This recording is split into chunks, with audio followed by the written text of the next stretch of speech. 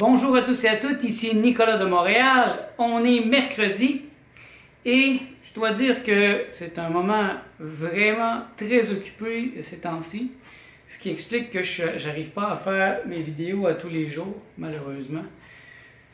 Janvier, c'est le mois des résolutions pour beaucoup de gens et mes clients ne font pas exception.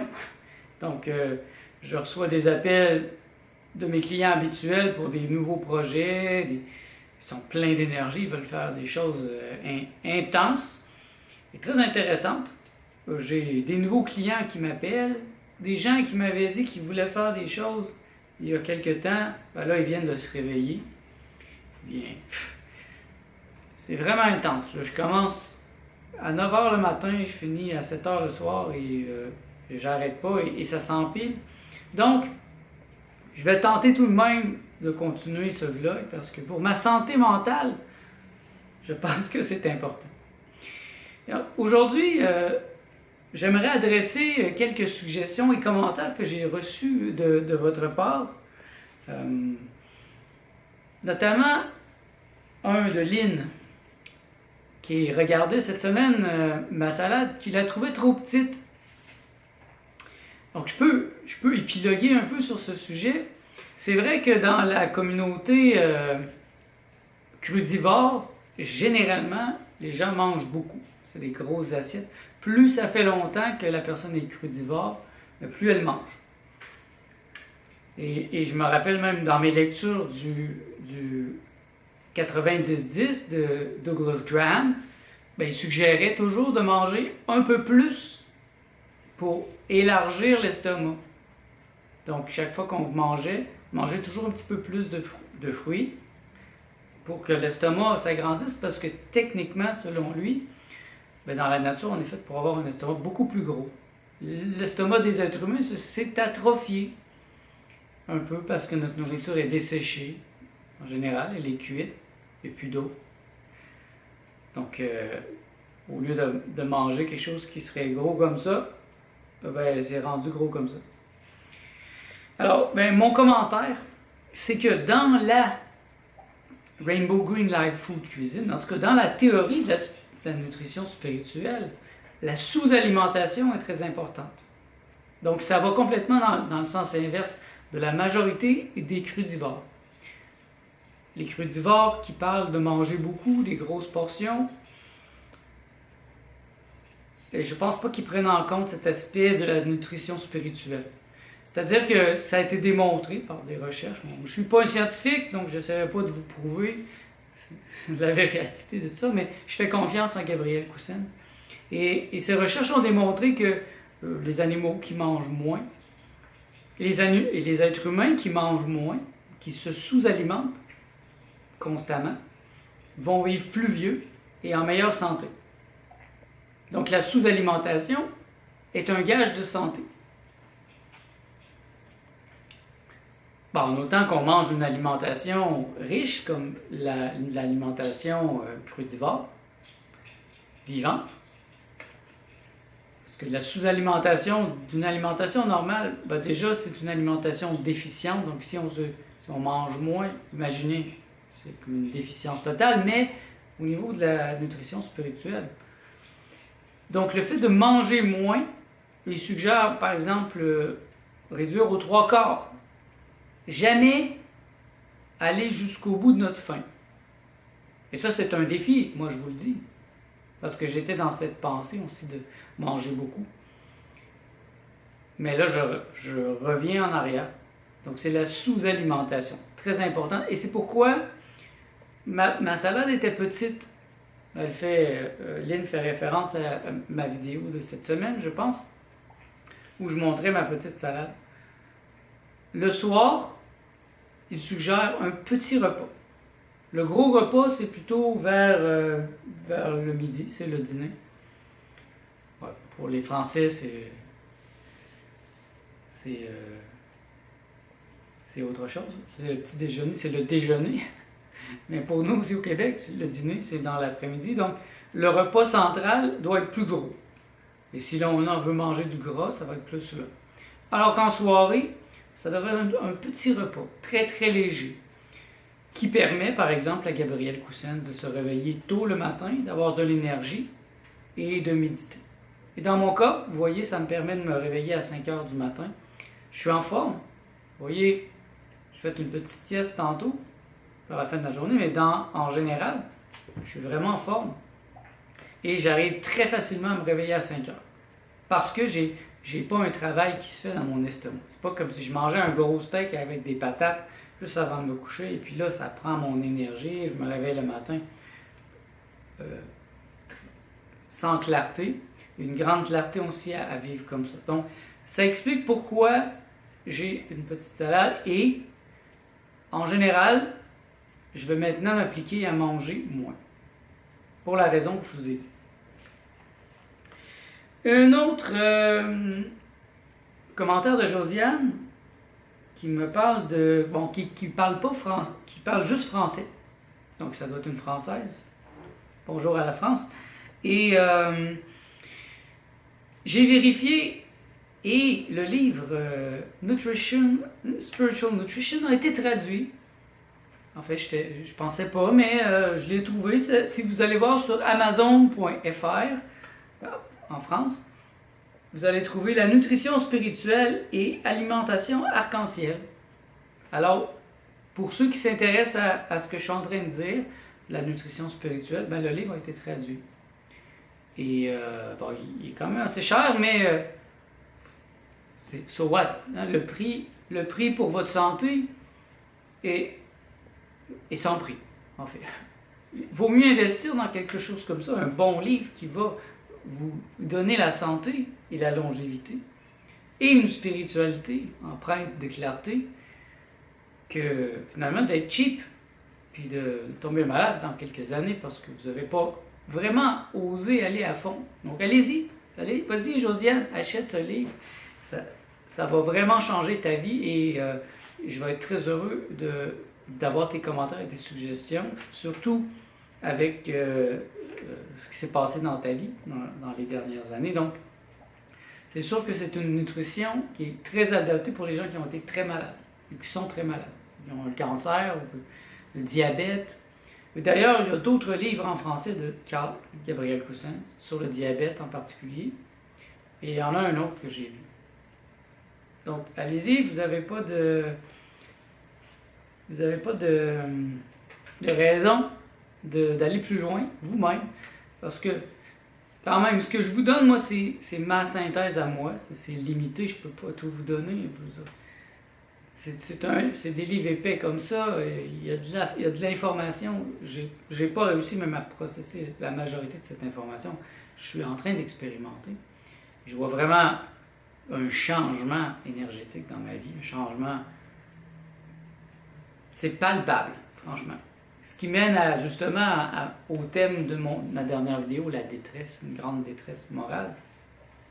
Et ça m'amène aussi un commentaire de Lynn sur qu'elle trouve que moralement, je trouve ça plus difficile que le jeûne. Je me pose la question si je trouve ça plus difficile que le jeûne, cette phase 1. C'est difficile à dire. Le jeûne est facile dans le sens que il n'y a pas de variable. Il n'y a rien à manger. Donc, je n'ai pas à me poser de questions quand je fais un jeûne. Ben, je bois juste de l'eau. Alors que là, dans la phase 1, c'est complexe, c'est délicat. Il y a des ingrédients que je ne peux pas prendre, des ingrédients que je peux prendre. Il faut que je comprenne quoi manger quand. Et ça, ben, c'est sûr que ça amène aussi un aspect un peu angoissant par moment de dire, bon, qu'est-ce que je fais? Bon, je vais aller chez mes parents dans 2 semaines. Qu'est-ce que je fais? Est-ce que je vais être capable? Et quand on va au restaurant, pour l'instant, on y va 1 fois par semaine ou 2. Et je me donne encore le droit de manger de la nourriture cuite. Mais bientôt, en février, je ne pourrai plus manger de la nourriture cuite. Donc, la moitié des restaurants dans lesquels on va, je ne pourrai pas y aller. Alors, ça ajoute un facteur d'angoisse parce que il y a du choix encore. Alors que dans le jeûne, ben, c'est clair, il n'y a rien. Si je vais avec Martha au restaurant, ben, je prends rien. Je prends un verre d'eau. Alors que là, je peux manger petite salade, mais qu'est-ce qu'ils ont mis sur la salade? Qu'est-ce qu'ils ont mis dans la sauce? Il y a beaucoup de questionnements. Et aussi la détresse morale que j'ai vécue depuis une semaine. Je dois dire que là, je m'en remets. Moi, je suis quelqu'un qui va à la source. Quand il y a un problème, quand il y a une douleur, ben, je cherche tout de suite la racine au niveau spirituel et je l'ai trouvé. Et j'ai déjà commencé à travailler sur ça et à effectuer des changements à plein de niveaux. Et donc, c'est en train de passer. C'est beaucoup moins fort. La détresse s'efface peu à peu parce que j'ai arraché l'épine. Bon, là, ça va me prendre du temps pour l'appliquer dans le monde. Par exemple, là, j'ai mal encore au bras, j'ai mal tout ici. En fait, je pense que je me suis étiré un muscle proche de la colonne et ça fait fait une douleur dans le bras complet. C'est mon bras fort, donc c'est avec celui-ci que je travaille, donc c'est assez douloureux. Mais Martha a eu mal là pendant les 4 dernières années, donc elle a plein d'exercices qu'elle est en train de m'enseigner. Donc, elle est comme mon professeur. Et ça m'aide, au niveau de la compassion, à comprendre ce qu'elle a vécu, elle, sur plusieurs années. Moi, ça fait juste 2 semaines. Et un autre point, c'est que je dois dire que dans les 2 dernières années, j'ai appliqué à peu près le même plan. Il n'y avait pas la constituante spirituelle aussi forte que présentement. Vous pouvez remonter en arrière, regarder mes vidéos. Bien sûr, je suis un être spirituel, donc il y avait toujours la spiritualité, mais il n'y avait pas cet aspect de volonté de pousser l'enveloppe à l'extrême, comme maintenant.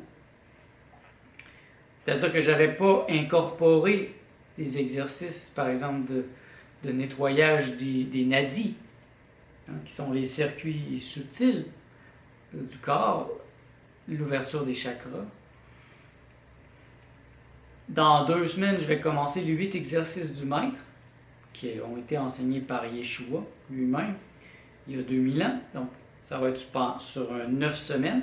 Donc, je me prépare énergétiquement à ça. Donc, c'est sûr que, d'une part, le corps physique, ben, il est super sensible présentement, mon corps physique. Il y a une grande clarté, je vois plus les choses, je sens plus les choses. Et puis, ben, j'exacerbe cela par mes exercices spirituels que je fais 5 jours semaine. Parfois plus. Je dois dire que dernièrement, j'ai commencé à prendre réellement plaisir à faire de la méditation. Hier soir, Martha est allée se coucher, j'étais dans le salon, j'ai décidé de faire la méditation. Il y a un travail à faire à ce niveau-là, il y a travailler la position. J'avais arrêté pendant plusieurs années, donc la meilleure position, selon moi, c'est la position du méditant ou avec les jambes en lotus. Et ça, c'est pas évident. Moi, c'est pas naturel, donc là, j'arrive à faire le lotus, mais ça fait mal. Comme ça se peut pas. Après 20 minutes, j'ai les jambes complètement engourdies. Et donc, ça va me prendre quand même quelques années avant d'atteindre une position qui va être stable. Parce que je vois par exemple, je suis en train de relire le livre Secret de Yeshua, et puis c'est un grand méditateur. Yeshua, il passe des heures à méditer. Et j'imagine qu'à ce point, cette position devient complètement stable, il n'y a pas de douleur, ça devient totalement confortable. Parce que si je me mets en position en indien, par exemple, ben, je suis un peu débalancé, je ne suis pas aussi bien balancé.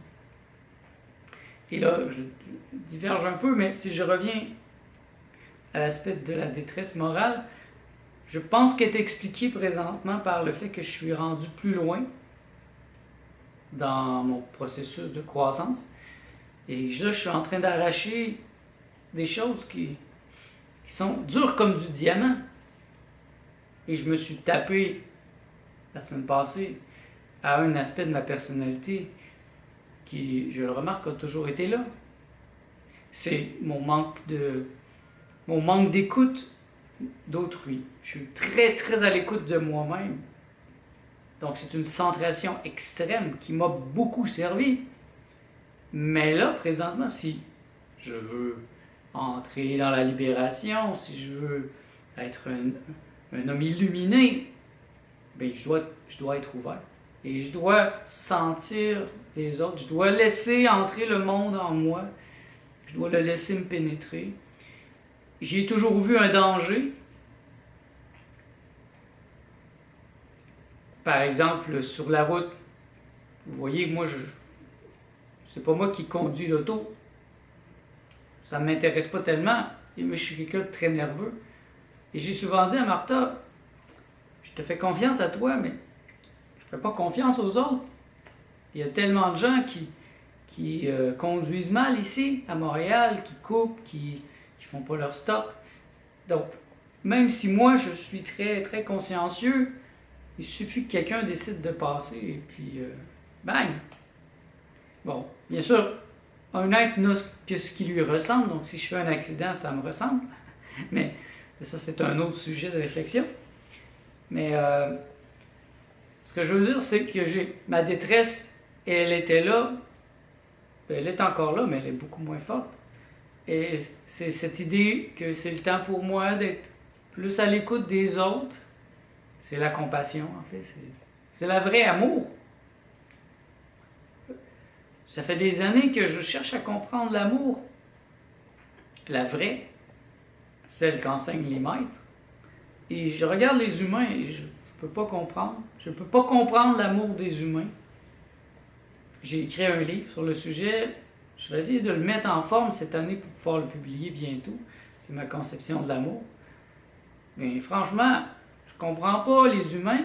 Je ne comprends pas votre conception de l'amour. C'est un amour douloureux, un amour possessif.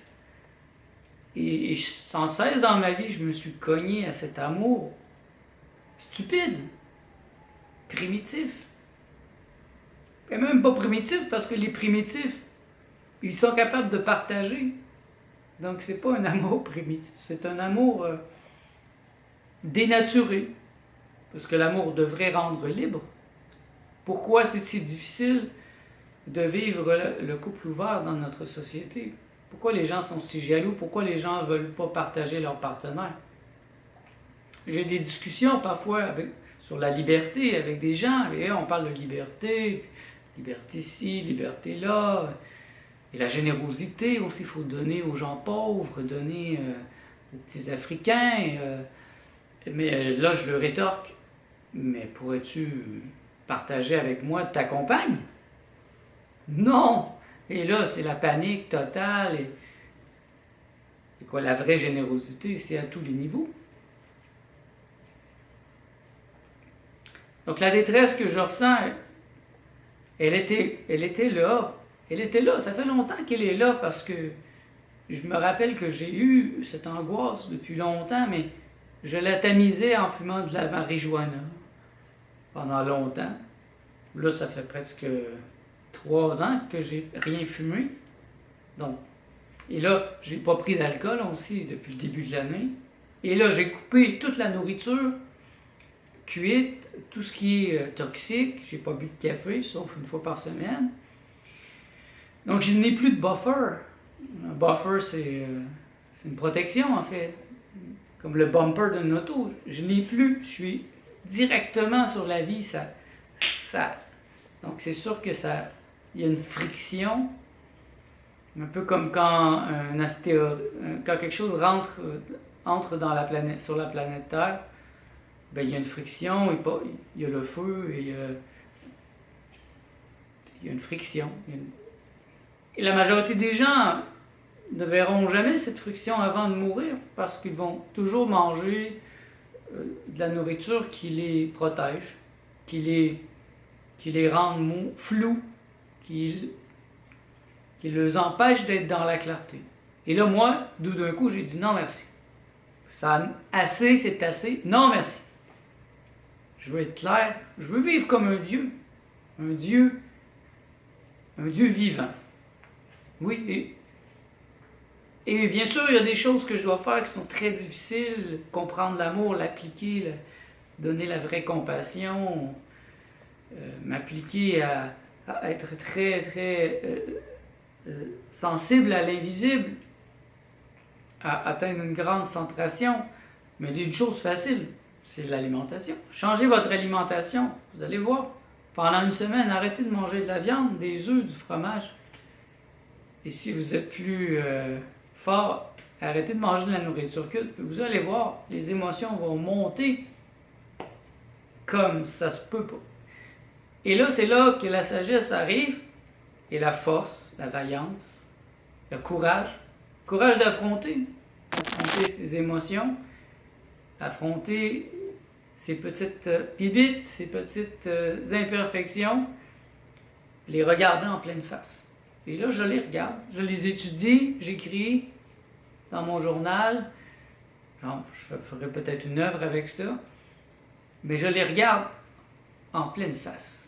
Je n'ai pas peur. J'ai pas peur de voir qu'est-ce qu'il y a en moi, et c'est le temps pour moi de sortir les choses les plus douloureuses. Donc, c'est possible que dans les prochains mois, vous allez me voir dans des états de détresse morale intense, mais c'est un bon signe. C'est un signe que je fais un réel travail sur moi-même, parce que sinon, je serais juste un engourdi, un endormi, comme la majorité des gens qui disent n'importe quoi, qui parlent de n'importe quoi, qui regardent jamais les vrais problèmes. Non. Je suis conscient que le processus que je suis en train de faire m'amène vers mes retranchements personnels, vers les choses que j'ai pas voulu voir, que j'ai pas pu voir depuis mon enfance, et qui sont dures comme du cristal. Cet aspect de ma personnalité qui est ma plus grande qualité et mon plus grand défaut, celui d'être totalement centré sur moi-même. Bien là, je le regarde et je me dis, bon, qu'est-ce que je peux faire? Je veux pas perdre, je veux arrêter de perdre les gens que j'aime. Je veux être entendu aussi. Et donc, je dois comprendre comment distiller mon message. Moi, j'aime ça quand c'est fort. Moi, j'ai une violence créatrice en moi très, très forte. Donc, j'aime ça quand c'est fort. C'est pour ça que je vais lire des auteurs qui m'en donnent beaucoup, qui me donnent des gros coups, parce que c'est comme ça, moi, que je grandis. Mais je réalise que c'est pas comme ça pour tout le monde. Et que la douceur pourrait, dans plusieurs cas, m'être très bénéfique. Voilà. C'était une réflexion sur quelques commentaires comme vous m'avez fait. Et tout ça pour dire que continuez. Si vous avez des questions, des commentaires, des suggestions, bien, moi, je suis très, très content de les recevoir. Et c'est un work in progress. Certains d'entre vous désirent voir plus de recettes, plus de qu'est-ce que je mange. Et ça va venir. Là, je suis un peu en transition, en train d'essayer des choses. Bientôt, je vais vous donner des super recettes. Ma recette de radicchio que je vous ai montrée cette semaine, franchement, je commence à trouver ça vraiment déçu. Là, je m'en suis fait tantôt. Et je ne pense qu'à ça. J'ai vraiment le goût de la manger. Toute simple, hein? Le radicchio, ça a un goût quand même très fort. Hein? C'est un genre de chou rouge, chou salade rouge. Je le coupe en morceaux, je mets du sel et je le masse pour le laisser dégorger au moins 1 heure. Et on dirait qu'il perd son goût trop fort. Et là, je mets du tahini, un peu de citron. Je mélange ça. Ah, c'est tellement bon, c'est délicieux. C'est simple. Et c'est ce que je vais manger tantôt avec quelques petits morceaux de tomate. Une petite salade. Donc, Lynn, je t'invite à manger des petites salades le soir. Des choses toutes simples qui vont t'aider à bien dormir, qui vont faire que tu vas pouvoir te réveiller plus tôt. Et réduis tes portions. Peu à peu. Et un jour, peut-être que tu pourras entreprendre un jeûne sans avoir d'effets secondaires tellement intenses que ça te donne le goût d'arrêter. Parce que, l'ayant testé, le jeûne à l'eau, par exemple, le jeûne au jus, la phase 1 de la Rainbow Green Life Food Cuisine, c'est de la même intensité. Franchement, c'est très intense. Et pourtant, c'est si simple. C'est tellement simple, c'est des bons ingrédients. C'est les vrais ingrédients qui constitueraient la nutrition d'une humanité éveillée, consciente. Imaginez si tout le monde mangeait comme ça. Ça serait vraiment beau sur la Terre. Ça serait tellement beau. J'ai conscience que je ne peux pas convaincre les autres de manger comme moi, mais si je vous inspire à au moins l'essayer puis à l'implanter dans votre vie. Comme je vous l'ai dit, maintenant, vous n'avez plus de raison de ne pas le faire. Le livre La nutrition spirituelle et alimentation arc-en-ciel est disponible sur Amazon, donc allez-y. Ça va vous aider à comprendre ce que je suis en train de faire. Donc sur ce, merci. On se revoit dans le prochain vlog.